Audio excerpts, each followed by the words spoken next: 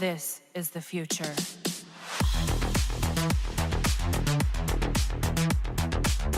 Hello ladies and gentlemen, Cyborg Green here and welcome to our video. So we're gonna take a look at a few solid fights here, including one with killing Cyborg in it. And we're gonna also have the rewards, so stay tuned for that. Not sure if I use that in the title or the thumbnail because I haven't gotten that sorted out yet. That might be there, that might be not, but I'm just making sure that you're aware. And we're gonna have Harvey Harley Quinn here trying to deal some damage. I have upgraded my Sword of Sin. So I had a level 8 Sword of Salvation, a level 3 Sword of Sin, and the level 1 Dragon Staff. And that was like, I'm not anywhere close of getting my Sword of Salvation to level 9, but we could get the Sword of Sin from level 3 to level 5. So we did that, so now we have a level 5 Sword of Sin. One Arkham Knight Batman, and that's gonna make sure that the burning will pretty much never expire. I mean, with this team it wouldn't have expired anyway, I think, if we played it right.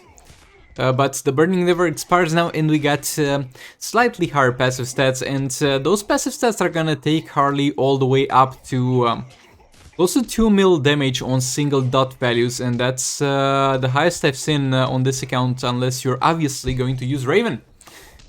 And we're not using Raven in this particular scenario, if you couldn't tell. I know, Captain Obvious. But yeah, Arkham Knight Batman back in there. Another special too. And this dude had like 500 health, close to 600 mil. And I was like, well, we did 500 mil with the League of Anarchy teams, so now that we got the Sword of Salvation at level 6, let's try to play it perfectly and see how far we can push this team. Because I think we can definitely push it past 500 million at this point.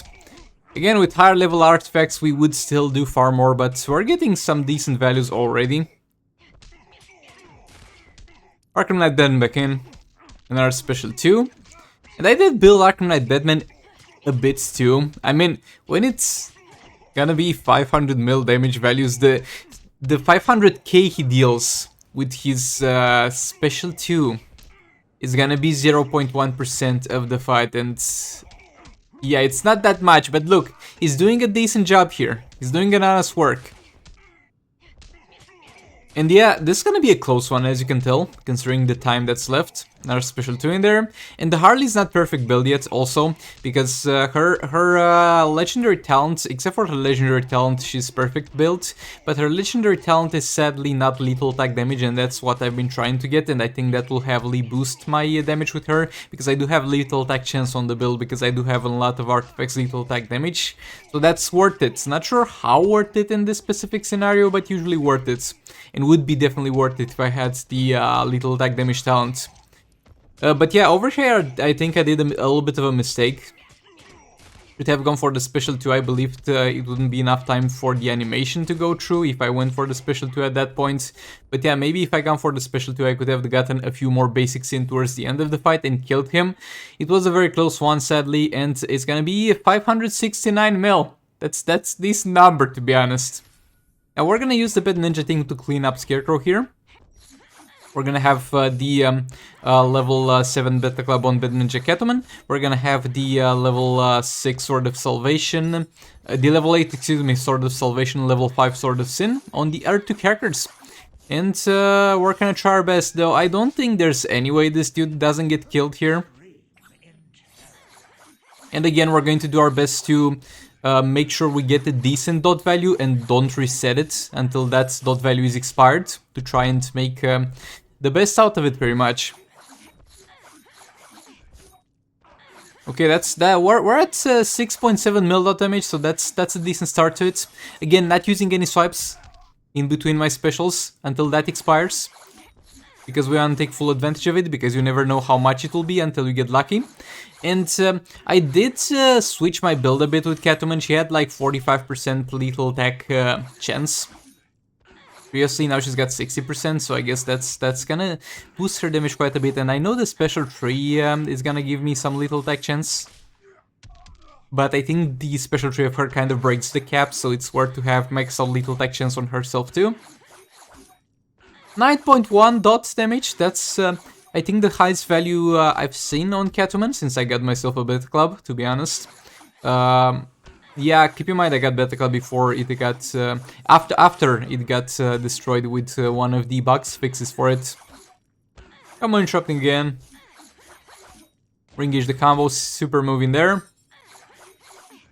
But that's fine, deal no damage. Combo interrupting again. Another special tree.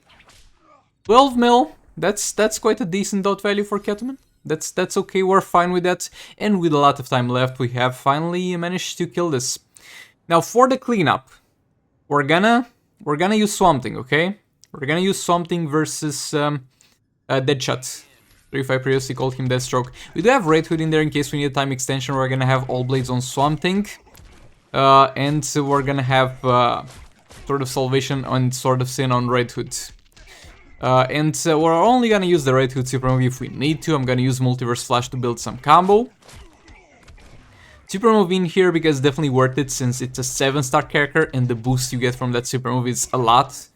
And to be honest, we kind of deal almost as much with the super move as we deal with our basic attacks. But yeah, quite unlucky there with the basic attack hits, but we're gonna figure out quite an optimal gameplay for Swamp Thing here. Like, even though we're playing a troll character, that shouldn't mean that we shouldn't give our best here to deal the most damage possible. So we're gonna transition pretty soon into some heavily optimal gameplay actually for Swamp Thing. We're optimizing the crap out of this fight.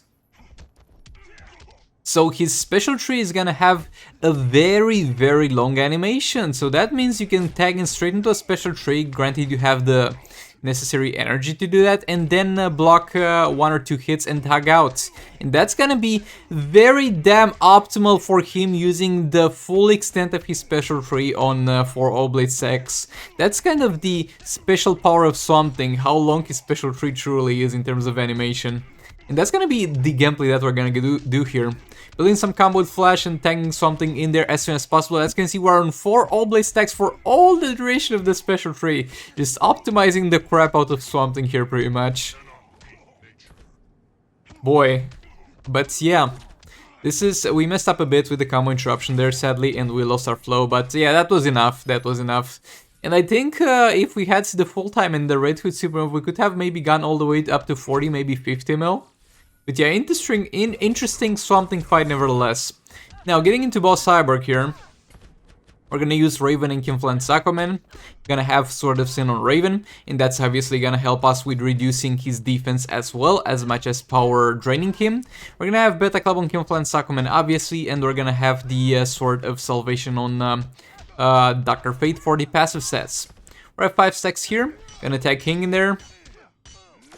Special tree. And yet again, in this fight, it's gonna be very clear from almost the very start of the match that we're gonna have no trouble one-shotting this dude. So rather than try to use the perfect gameplay that I currently can, I'm still trying to figure out and develop new ways to play Raven and Kinflant's Aquaman based on the jump attack and the Beta Club. Again, if you don't have Beta Club, you shouldn't do jump attacks with Kinflant's Aquaman. There's almost no situation where you should do that. But if you see any weird gameplay, it's because I'm trying out jumps and stuff. Our jump attack in there. We're already at 20 mil damage, 22 mil, boy. He's not gonna do well. Let's just say boss Cyborg is not gonna have a very good time here. King back in there. Special tree in there. Blocking a few hits, jump attack. That sadly did not crit though, so we left even though we tried with a jump attack. We left on low dot value. King back in there, and we're gonna go for super move because that's available, and why wouldn't I? Gap closing and trying to do a jump attack. There we go. Again, I don't think we got the crit on that jump attack, but yet again, that's fine. He doesn't have that much health. Jump attack in there, special tree. At 12 mil, it's fine. I think we saw at some point 20 mil, so I'm trying to get back to that. I don't know how that happens, but hopefully we can get back to that thing. Okay, jump attack into a special tree, not continuing the combo because I want to leave the dot at the jump attack value.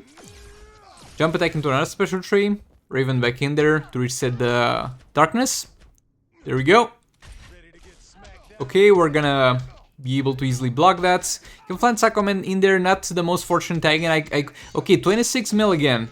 And that was on a swipe attack, so I don't know, it might be weird with this dude specifically with the jump attacks, but yeah, I think it was more worthless. We should have just done swipes for this fight specifically. Yeah, that's both Cyborg down. we're just trying out stuff, just having fun, and we got a Red Hood and an Amulet of Arcane, which are not the most pleasing rewards, to say at the very least. Now we're gonna go against Boss Robin here with Vixen, Black Manta, and Brainiac.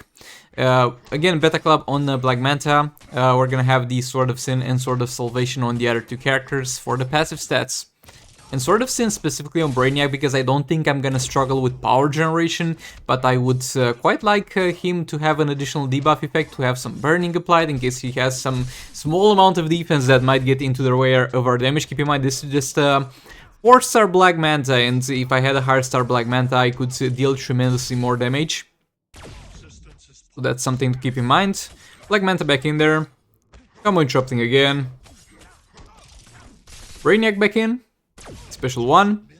And yeah, at this point I could have just done super move with Black Manta, and I think to some regard that's what I should have done at the start of the match. Even though I'm using the Brainiac Special 1 stacking, I think it would have been still worth it to do a super move at the start and wouldn't have been putting us too far away in terms of energy, and Brainiac would have been fine using his Special 1s, but yeah, it's too late to regret that now, but I'll try to keep that in mind in the future. Trying to get Brainiac in there as soon and as often as possible, because the sooner we get done with this, the sooner we're gonna be in the fight just with Black Manta just dealing damage without having to worry about tagging in a Brainiac. Bring him back in there. And I did a combo like that because I want to sit in the fight for a little bit longer with Brainiac there, so the amount of lethal stacks are gonna actually show. Okay, that's 9 stacks. And there we go, 10 stacks. Brainiac's job is done. He's gonna be out of here. Maybe we'll take him to tank super move because I'm extra cautious, but other than that, he's not gonna be doing much. Come on, interrupting again. And super move finally. Could have done that at the start, but I chose to do it here. And we almost lost our passive stacks, but thankfully, his special 1 animation was not too long, so we were able to quickly re-engage a combo after that one was done. Special tree in there. Re-engage the combo. And yeah, we're still using the special tree because of the Vixen passives. We need to keep up 4 debuffs on him, and without that we only have 2 debuffs. And that's just not gonna do. He's got super move available, and I'm quite sure Black Manta would have been able to tank this himself, but I just didn't want to risk it now. And yeah, I think Manta would have easily been able to tank that. Might have been a close one, because keep in mind that Brainiac's got defense, and that's and Black Manta would have received far more flat damage from that. But yeah, it is what it is. And yeah, not the worst performance of Black Manta. Trying and see if I can push towards 500 mil. But it just doesn't seem possible at this point, at the very least at 4 stars with those artifacts. And it's gonna be the usual 400 mil and something. 410 mil this time. Okay, now for the last fight we're gonna have Reverse Flash plus Power Girl versus my boy Boss Robin. Again, this is quite an optimal fight for Silver Banshee because of 2 things. For Silver Banshee to have the ideal scenario, I mean, again, obviously you don't want to throw her into the fights that can have their abilities disabled. That's a no-brainer, so we're not even counting that towards the optimal scenario. That's a no-brainer, you just don't use Silver Banshee there unless you have no choice. But yeah, the optimal scenario for Silver Banshee is that the enemy is going to be combo interruptible, and that the enemy is gonna have no long range or short range trigger abilities, or mid-range trigger abilities. Okay, let me explain that. So the enemy AI is gonna have abilities that are gonna have a certain amount of range on them, and at the same time it's gonna have some triggers where the AI will feel comfortable throwing a certain ability if you're a certain distance from them. So for some abilities closer, for some abilities further. For example, you can use the AI against itself in the fight against boss Darkseid in Dawn of Apocalypse Soul Raids. To the point where you just back off a lot and he will throw out special 1s and special 2s because his AI is like, oh, that's long range and we're safe to do that now. That's gonna be effective. But yeah, this dude Robin is just not gonna throw abilities for the most part unless he makes basic attack hit contact.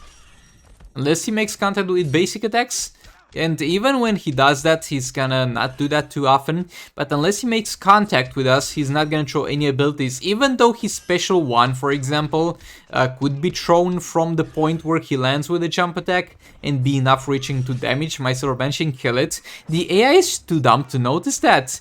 And unless he's gonna be in range of basic attack hits or very close range, he's not gonna do that. So we're gonna be safe using a special tree and disabling an ability with Silver Banshee. This making it a very optimal fight for her, actually, surprisingly optimal. I did mess up a bit and I could have played this better. I got a little bit of unluck with the disables. And I think Reverse Flash, as far as I remember, I might be wrong, might die at some point. But this was a good Silver Banshee fight overall. A very good Silver Banshee fight overall. Haven't gotten one that went so well in a while. But yeah, I think I'll mess up towards the end because he pulled League Raid's Dr. Fate on me. Because you know League Raid's that Dr. Fate's gonna be chill for the entire fight and then he's gonna decide to randomly in the last 30 seconds of the fight throw some specials your way. Yeah, same deal with this dude, sadly. And my Reverse Flash is gonna be really hurt from that. And I think Silver Banshee dies as well at some points. Yeah, over here. But yeah, all that being said, it was nevertheless a very good fight for Silver Banshee, and we maybe could have hit 100 mil if that didn't happen. But thank you so much for watching. Please do like and comment if you enjoyed the video, because that really helps with the YouTube algorithm. And I'll hopefully see you all in the next one. Goodbye! This is the future.